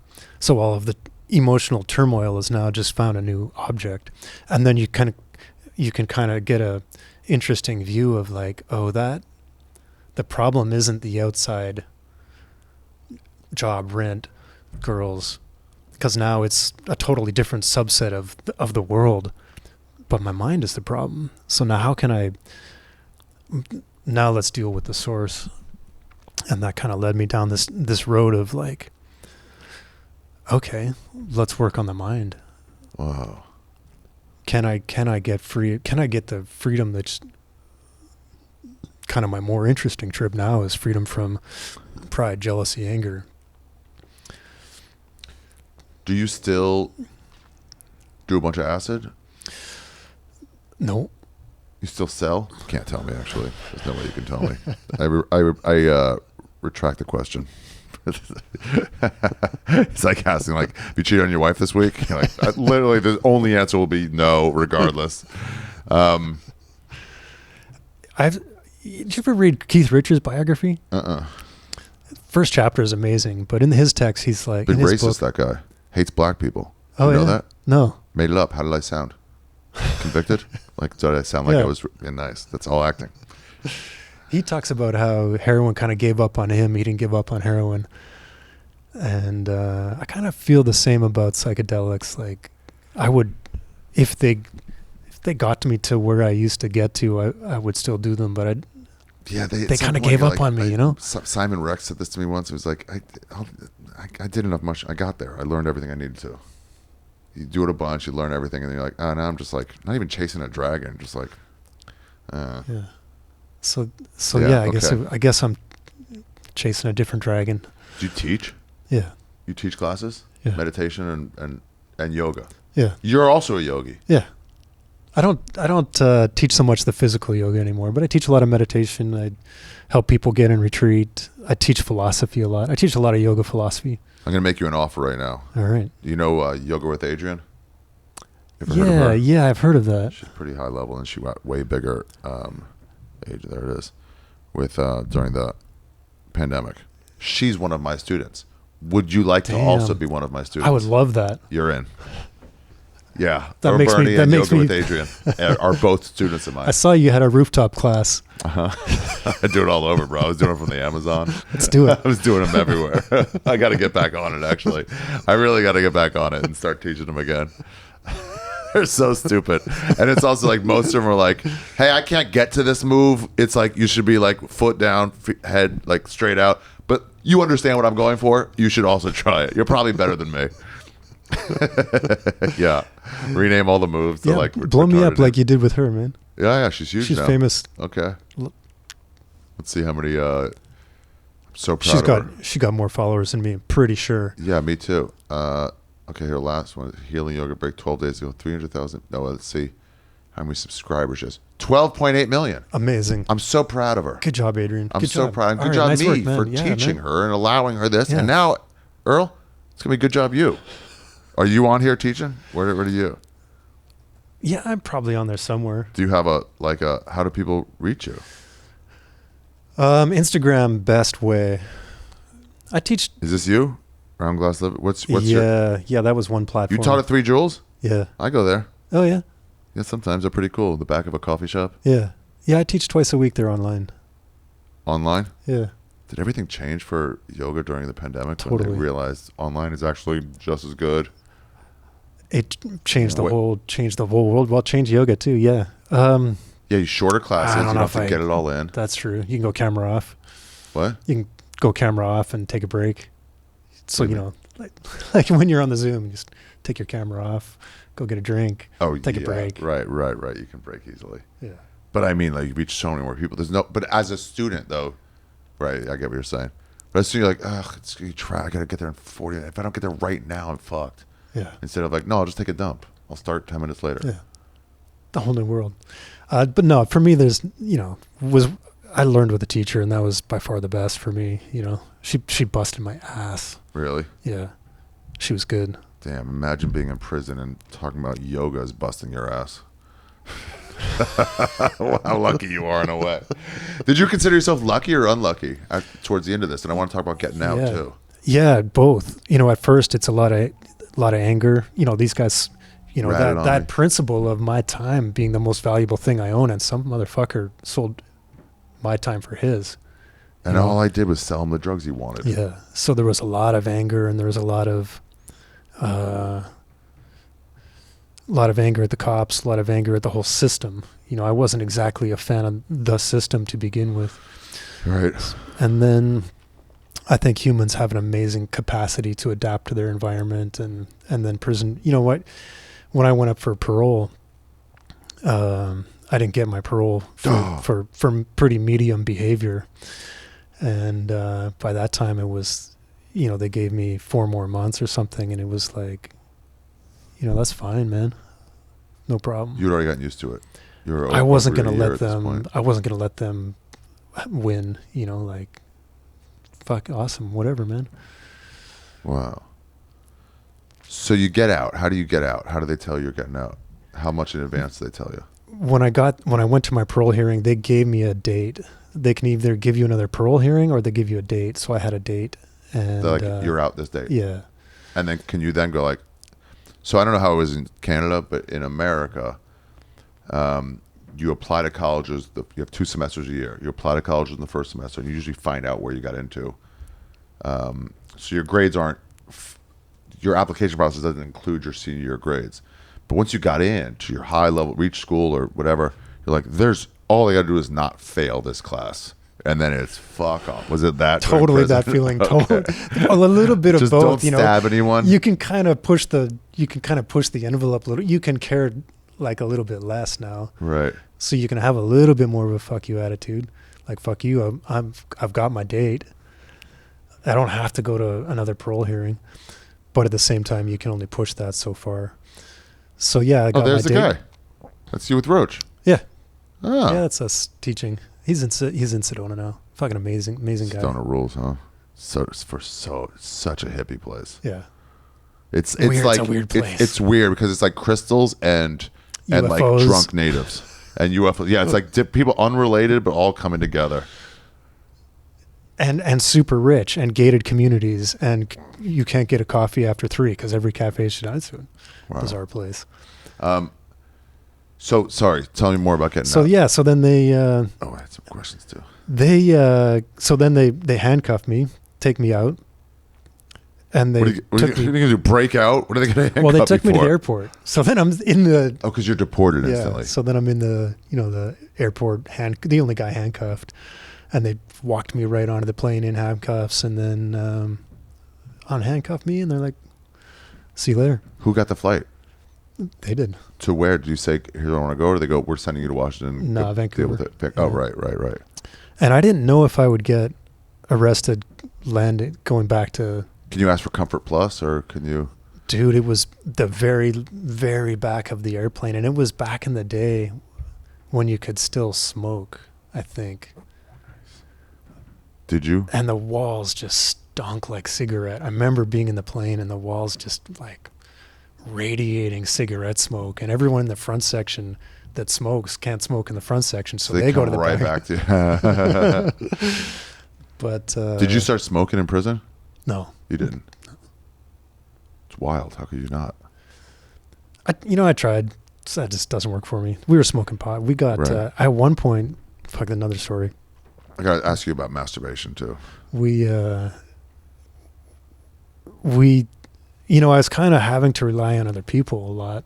So at one point, there was a woman that had been coming in to see me all that time. And, I wrote her a message, had her take it out. She sent, back to the that guy in Canada, he sent another, I can't even remember if it was 1,000 hits. I think it was 1,000, and sent it to a guy that had gotten out. He kept 500, sold 500, bought a bunch of pot, and we're getting that sent back in. He goes to the prison grounds, buries it outside. And some people had these jobs where they're, you go work on the fields or you kind of mowing lawns or shit. They went out and, dug up the stash. And so we had a half pound of pot in the prison, a half pound. Wow. So it was hilarious. It was like, where do you hide a half pound of pot in prison? Yeah, in the wall. How are you going to do this inside the prison walls? So it was hilarious. So we were smoking so much pot at that point. It was absurd. I mean, what do you got to do? That's so funny. You got more into pot. When you went back home and started smoking, because BC weed is the best in Canada and possibly, or at least then, North America, maybe. Did it hit you like, whoa, this hit's different? I don't know what New Zealand weed is like. No one's ever mentioned it. Yeah. It was, I got back and got into the same scene a little bit. I can't remember. I was from BC, so I knew what to expect. But I'd kind of slowed down a bit. Yeah. Somebody kind of offered me a job, running pot into the States. It was the heyday of pot in BC, and I kind of was like, I don't want to get back into that. Yeah. Mainly because I didn't want to get back in the scene. I didn't want to get back into the paranoia of the scene. I didn't want to potentially put my family through that again. And so I kind of finished my degree and kind of tried to move away from that scene. And I was also getting into Buddhism at that time. And there was this idea of, not right away, but, maybe a year later, of like, half of me is still drinking. Yeah. And smoking. And the other part of my life is meditating and trying to access these super clear states of mind. And I was like, what am I doing? This is stupid. I'm trying to like gain a lot of mental clarity, and then I'm drinking, and it just kind of was like, I'm gonna stop for the first time in my life. I'm gonna stop for a year. I'm just gonna go clean for a year and see what it's like. There will always be another party I can go back to. Sure. But I'm gonna go sober for a year. And it took me a long time to get to I knew I wanted to do that. Yeah. But it took me a year to kind of have the balls to do it. Wow. And to make that announcement to my friends. Oh, but once you say it, then you're a bitch if you don't do it. I had to do it. Saying it to yourself is like, whatever, 5 days was good. When you have to let someone else down. I love those people who I quit smoking, and then when they start smoking again, you could just see them, I got to call my daughter, and they will go around the corner a bunch because they just don't want to say fucked up. Like, bite the bullet and just tell everybody, we're going to make fun of you. Right. Now we're in a year, but you can't hide it forever. Yeah. Wait, so I don't want to I keep forgetting this. How was the masturbation in prison? How did you do it? Where? It's called fufu. It's called fufu? Yeah. And so there's like, someone's like, oh, that guy, too much fufu. But yeah, it's kind of fucked up, like the whole sexuality thing. What do you mean? It's I don't know, it becomes what people talk about, or degrading, a lot of degradation of women, or I don't know, like the energy is kind of fucked up. But yeah, I mean, it's, what else are you going to do, so yeah. Where did you do? Shower or in your bunk? Nah, in your cell. Were you alone in the cell? You have a cell? Oh, the first place. That's where you do it then. Yeah. That's for sure. Pretty straightforward, really. Yeah. Okay. That's the jam then. Yeah. Okay. Yeah. That's great. If you have your own bunk, it's like you're not bothering anybody. Great. Okay. Question answered. Damn, what a trip. I'll tell you a different story about that I'm too shy to share online. But okay. Yeah, in your classes, yeah. Oh, afterwards, you mean? Okay. Oh, fair. So like, this is online though, but okay. All right, fair. Well, let's wrap this up, I guess. Unless there's other stuff of this New Zealand part of the trip, but that's interesting that this you go from backpacking, which is a different thing. The selling drugs is not like gang member drugs. It's just a money thing. And then my friend Kurt Metzger did a joke about it where he goes like Batman, You know, he goes, the idea of things in comic books are different than reality. And he goes, Batman's going like, I'm going after the source. I'm getting the dealers off the streets. And then Metzger's like, Carl? What do you mean? Carl's cool. We listen to rap songs when he comes over and sells me weed. Don't hurt Carl. And it's just like, oh yeah, our dealers had this terrible connotation, but it's just like, it's a guy who's coming door to door with some weed. Yeah, I appreciate that. Yeah. It's like, it's just like, so you go from that to this hardcore thing to like, I mean, honestly, the Buddhism is closer to the backpacking part of you than, it's almost like the prison part was like an unrelated, like you could take that out and it's a natural jump from backpacking to Buddhism. Yeah, I think the prison slowed me down enough to step back and to get into Buddhism in a way that I never ever would have done otherwise. Wow. And then to come out and to be really, taking a deep dive into that and ended up in Arizona and started a retreat center and I ended up doing a 3-year retreat, silent retreat. And that 3-year retreat. Where was that? In Arizona. In Arizona. Wow, that's another one. So, yeah, and that idea of that search of freedom going a different direction. Damn. All right. Well, before we stop, then, this is all very interesting. Does that sound sarcastic? It sounded sarcastic out of my mouth. I want to see what this is. Yeah. It's kind of a dream of mine was for people to bring. I never really got it because I got to tell them way ahead of time.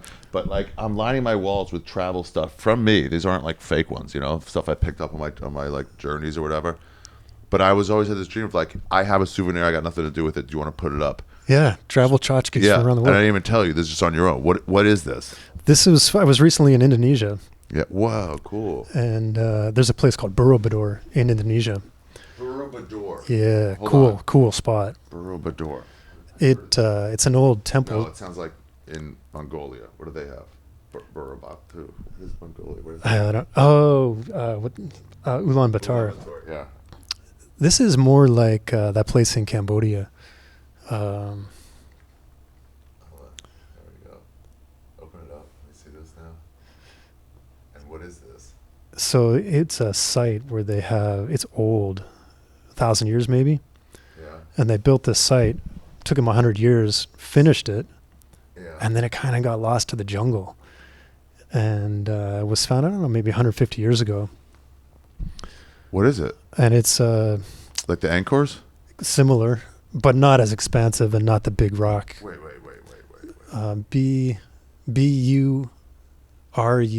That's the Oh one. my God! This is a mimic of these things. Yeah.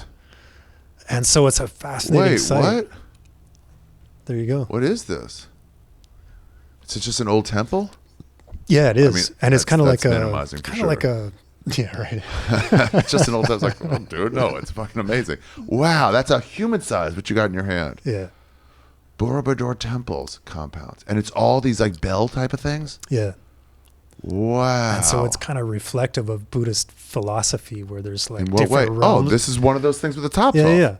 Different realms of existence going from like form to formless kind of, or like this kind of realm of existence to form and then formless. And so it's got all these relief carvings. If you scroll down, you'll probably see some, like carved into like that one on the bottom. What, this? That one. So they're carved into the wall, all of these carvings that tell the stories of the Buddha and tell the story of the Wheel of Life. Magic of Borobudur, Java. I never went to Java. And it's all in this massive temple area. Yeah. It looks like that, but with a lot more tourists. With a lot more, yeah. All these pictures, all this shit like this. It's like, oh, right. Way to get it on a fucking nobody's there day. You're like, wait, hold. I've almost got my perfect picture. Hold. Rolf Potts, my buddy, is a travel writer. He's like, embrace the imperfections of stuff. Yeah. Don't shy away from it. Don't try to make it like, oh, there's a homeless guy in there. Let's shift. And it's like, the homeless guys are part of this fucking scene. Have to include them. Yeah, so it's all volcanic rock. So this is from the earth there, a little relic, a little Buddha in there. And so they carved it? Yeah. Abs. I want to see. Took them 100 years to do. What do you mean? Oh, Well, not not this. I want to see where this is. Oh, It's Java, in yeah. Yogyakarta. Not Jakarta is the main city. This is Yogyakarta. I never went there. I started over here Yeah. in like Bali, and then I went east. Uh-huh. I went to Sumbawa, East Nusa Tenggara, and whatever, and then all the way to Timor. But yeah, wow, this is awesome. Yeah, it's a cool spot. Okay, so it's in the middle of fucking nowhere. It is, too. yeah. You went there Yeah, I've been there a couple times. to meditate? Well, it's one of those sites. Is it like a magic spot? It's like, how do you meditate there? There's 1,000 people there, 500 people there. Good point. But it feels very powerful. It feels very cool. It's a rare, it's preserved, in such a pristine way that makes it kind of unique. It's not very popular.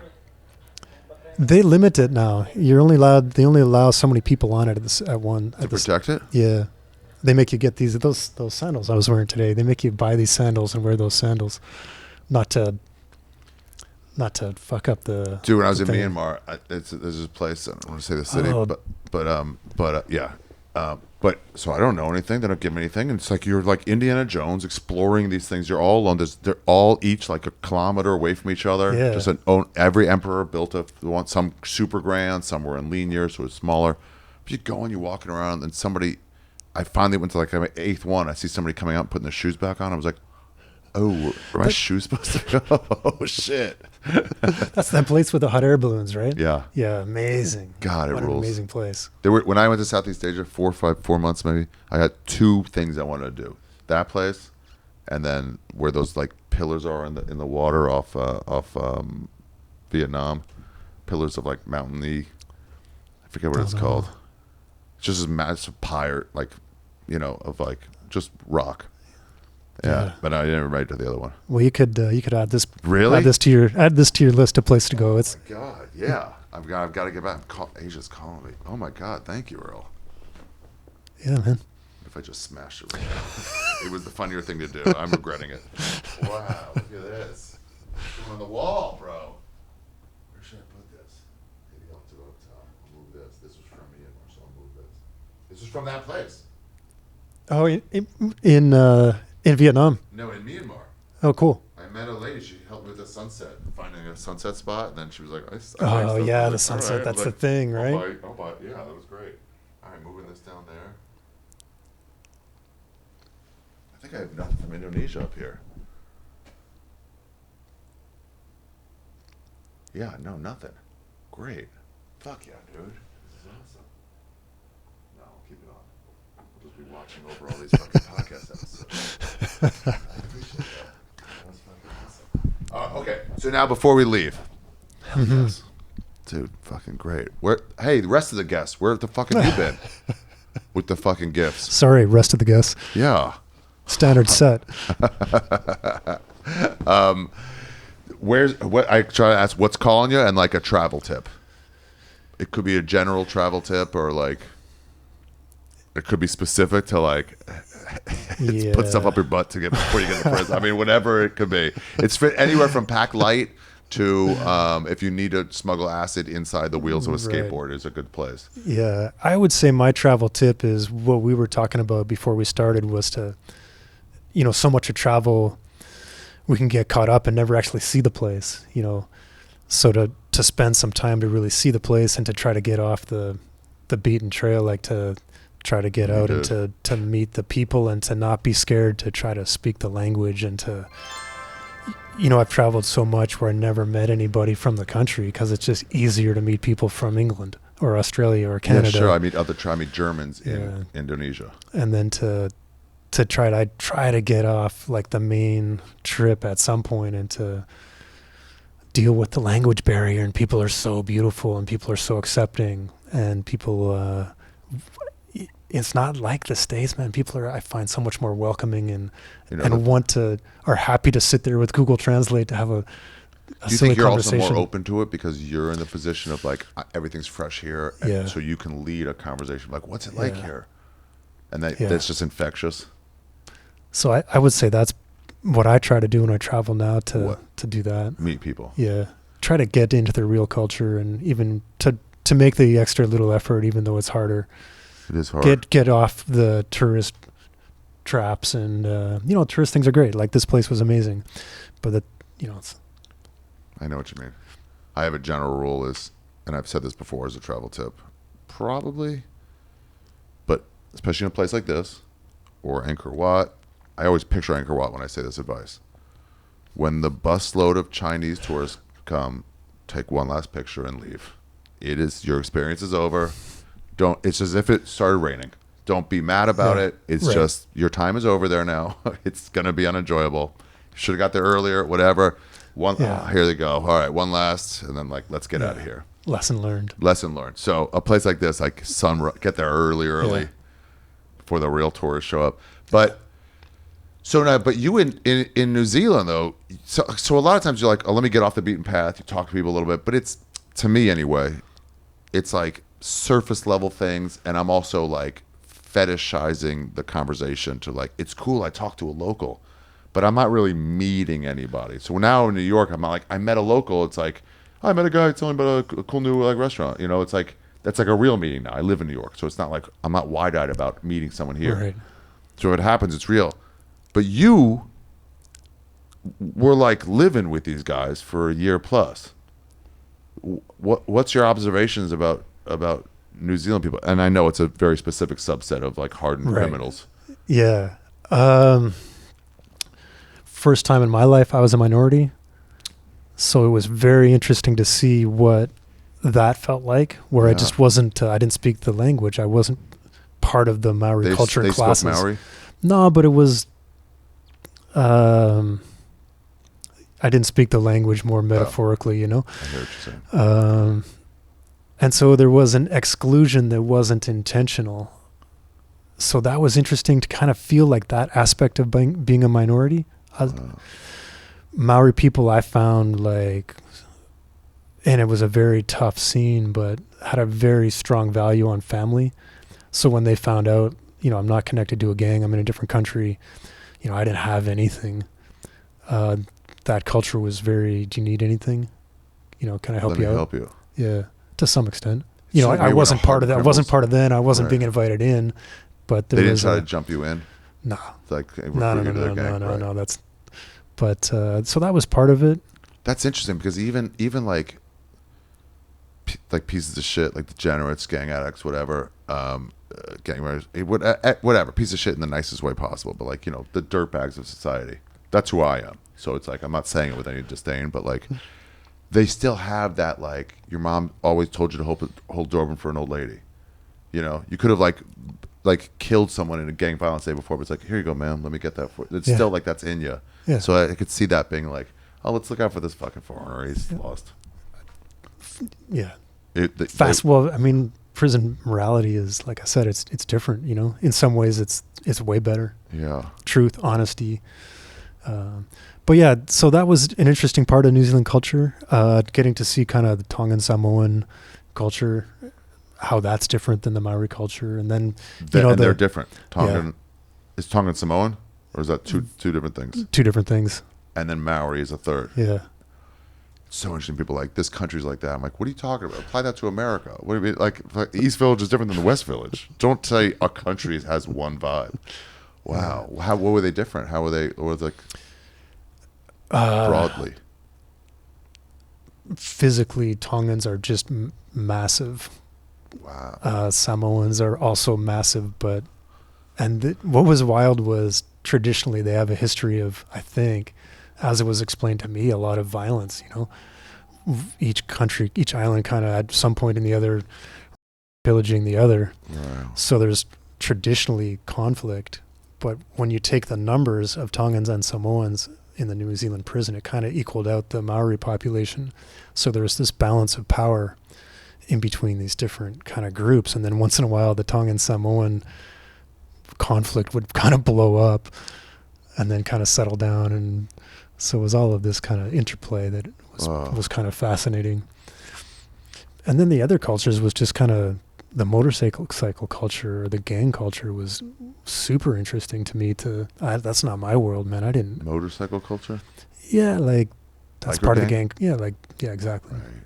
That is weird. Like, I'm in a gang, but also we do love, like, we love motorcycles. It's almost like guns and it's almost like pure guns like, and bikes, man. Yeah. Let's go bicycling with a motorized bicycle. Guns, bikes, tattoos. Yeah. Did you want to get one of those Maori tattoos? One of my best friends, he looked at me one day and he's like, dude, what's wrong with you? I was like, what are you talking about, man? He's like, you're just a blank slate. I was like, I don't know. What are you talking about? That's He's what you're like, going for, meditation. he's like, yeah. He's like, you got nothing on you. You got no tattoos. You're just like a blank slate. Like fucking draw a picture. Yeah. And he was kind of covered, and he was an amazing tattoo artist. And he had It's a canvas with nothing on it. anyway, he was just like, I'm out of space. You know, I'm out. I'm done. But he just kind of would look at me like, why don't you have any tattoos? That's so funny. And it's like, and I really wanted to, because in New Zealand, there's a little bit more of a sense of who you get your tattoo from. Not only like, what is it, but like who you got your tattoo. And I really would have got a tattoo from him, but he's just into skulls and devil faces and guns and motorcycles, and wasn't my thing. Yeah. Where else is calling you right now? In general, Southeast Asia is a big one. You've been plenty. Yeah. Is there anywhere you left you haven't been there? Yeah, Vietnam. Vietnam ruled. Yeah. I was only in southern Vietnam. Yeah. But it ruled. But honestly, what's calling me right now, a lot of my travel now is it goes people, up and down, right? Like certain ones like pop their heads up in your mind, then go away for a while. I'm now pretty people oriented in my travel. It's people I want to go see. Interesting. But what I want to do right now is spend more time on the west coast of Canada and just be around the trees and the forests and be out in nature. Do you know those pools? I think they closed for a while. Don't say their name. There's these pools of water that's like hot springs, and then the waves come. Do you know what I'm talking about? And the waves come in and kind of like they hit the bottom ones more. They kind of go up in steps, so the bottom ones are colder than the top ones because the water hits those more often. Yeah. You know what I'm talking about? You're talking about in BC? Yeah. There's a bunch of that? I can think of a bunch of that, yeah. Hot Springs Cove. What? Hot Springs Cove is one. Whoa. I gotta find those places. Yeah. So that's kind of calling to me to be out in nature. In between Whistler and Vancouver is fucking unreal, man. Crazy. Unreal. And if you go just past Whistler and then go inland, that's my favorite trip. What, like, is that Nanaimo? Is that something? No. You go, man, I'm not going to remember the name, but you go, it's the Dewey Lake Highway. And every corner just follows. Towards Kelowna? Not quite. North of that. Oh, interesting. And then you go down the Fraser Canyon, and then you hit the Okanagan. Wow. Wow. And that trip, that circle trip from Vancouver up Whistler, up through the Dewey Lake Highway, and then down into the Kootenays, into the Kootenays, and then that's just amazing. Driving is a great time to meditate, like in a different way. I was telling my friend Duncan Trussell's like a real Buddhist, like that, like you, and we were just talking about meditation, and I was like, no, but occasionally I'll take an edible, and I'll sit on if I have a window seat daytime, so I can so if the clouds break, you can sort of see the difference, and I'll just stare out. I have a notebook open. If I get a thought of that's something, I quickly write it down, then go back to staring. Just like clear your head. He goes, yeah, that's it. It's like the low level, but that's what it is. Yeah. But when you're driving, I'll turn the radio off, and it's just like your mind is going at the same time 1,000 miles and then nowhere. Yeah. You know. It's cool that like when you say you're doing that and you kind of quiet down, and then something comes up and then you write it down. I think that's one of the cool things about meditation or silence or a retreat. Gives you a clear thought. Is like it allows kind of those clear thoughts to bubble up, and then it's like the shit we hear in silence. Yeah, right. Yeah, it's those quiet moments where it's like allows you to see something of beauty. Yeah. You gotta be off your phone. Yeah. You gotta be able to totally let your mind be bored in just the right level, and then you're like, oh, I had a realization. Yeah. Or you see something. Yeah. You know the Obey Giant campaign? No. Shepherd Ferry. Interesting, cool artist, graphic, maybe illustrator. I don't really know how he started. He started a campaign, I think in college at RISD maybe or somewhere else. I don't really know anything about him. Shepherd Ferry, I'd love you to do this podcast. If anybody knows him.